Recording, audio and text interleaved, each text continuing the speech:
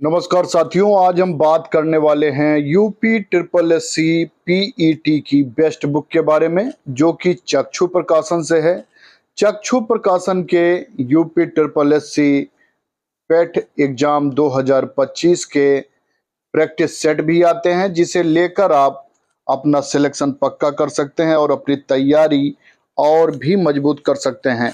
उत्तर प्रदेश अधीनस्थ सेवा चयन आयोग UP triple S C PET प्रारंभिक अर्हता परीक्षा 2025 में सफलता प्राप्त करने के लिए आप अवश्य पढ़ें, क्योंकि इसमें है 2200 महत्वपूर्ण बहुविकल्पीय प्रश्न, व्याख्यात्मक हल सहित 4 सॉल्व पेपर इसमें दिए गए हैं।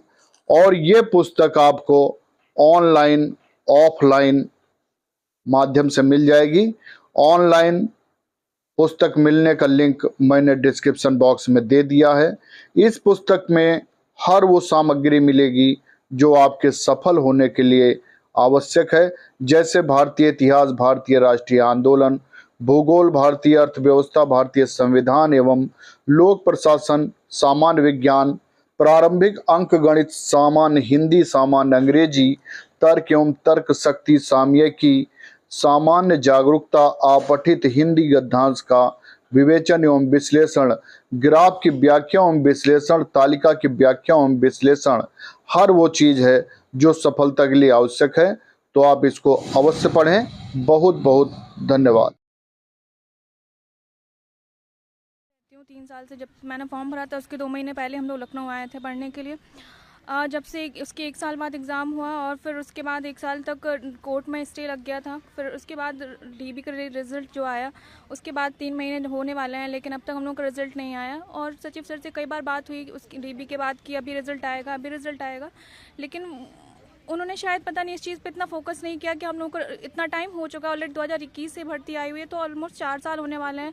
घर से बहुत प्रेशर हमेशा से ही है, और शायद एक जो लड़की जिस मतलब इंटेंशन के साथ पेरेंट्स भेजते हैं, आप वो शायद वो लड़का बनना चाहते हो, तो शायद वो चीज़ ये शायद वो समझ नहीं पा रहे हैं कि हम लोग इतने उस तरीके से हैं यहाँ पे, ताकि हमारे पेरेंट्स को प्राउड फील हो। हम लोग ये चीज़ रियलाइज़ करा पाएँ कि उन्होंने अगर हमें इस डिसीजन के साथ भेजा है कि हम लोग कर सकते हैं, और हम लोग कर रहे हैं, बट जस्ट बिकॉज इस वजह से हम लोग नहीं कर पा रहे हैं क्योंकि हमारा रिजल्ट ही नहीं आ रहा। जब तक रिजल्ट नहीं आएगा तो कोई भी मतलब ये चीज़ नहीं समझेगा कि हम लोग पढ़ रहे हैं वहाँ जाके या क्या कर रहे हैं।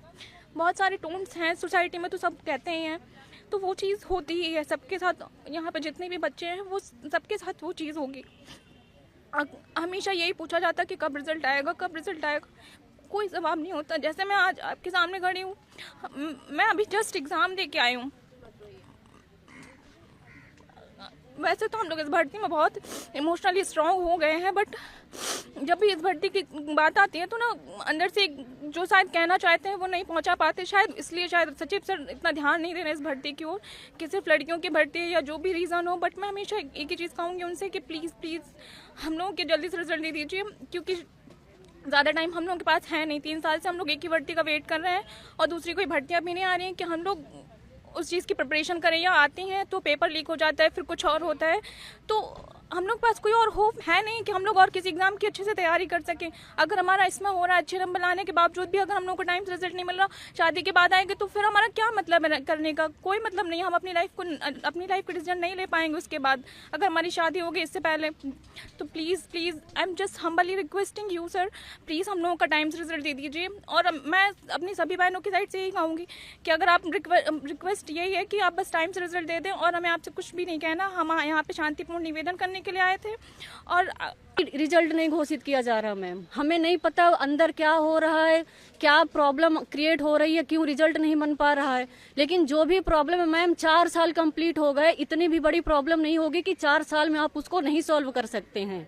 और कोई बहुत ज्यादा बड़े पद नहीं, 2567 पद हैं, आपको उनका रिजल्ट बनाना है।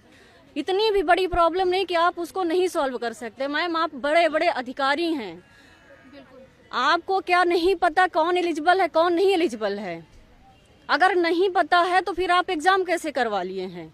नहीं पता तो डीवी कैसे करवा लिए हैं? और आज जब फाइनल रिजल्ट अंतिम चयन परिणाम की बात आती है तो आप एलिजिबिलिटी पर बात करते हैं कि हमको एलिजिबिलिटी क्राइटेरिया अभी हमको तय करना है कि कौन एलिजिबल है कौन नहीं एलिजिबल है। तो बस एक ही निवेदन है मैम, आपके चैनल के थ्रू एक ही निवेदन करना चाहूंगी कि जो भी प्रॉब्लम आ रही आप उसको सॉल्व करिए, और अब कुछ नहीं चाहिए, हमें केवल अंतिम परिणाम चाहिए। बस आपसे यही निवेदन है, सचिव सर से यही निवेदन है कि सर हम आज भी मैम हम यहाँ धरना देने नहीं आए थे, गए हम पिकअप भवन, हमें धरना नहीं देना था, हम एक विनम्र निवेदन करने गए थे। जैसे ही हम गए 2 मिनट भी नहीं खड़े हुए, हमको घसीट कर 3 4 पुलिस कांस्टेबल एक लड़की पर लगी थी, और घसीट के किस तरह भूसा की तरह हमको बस में ठेल कर डाल दिया गया।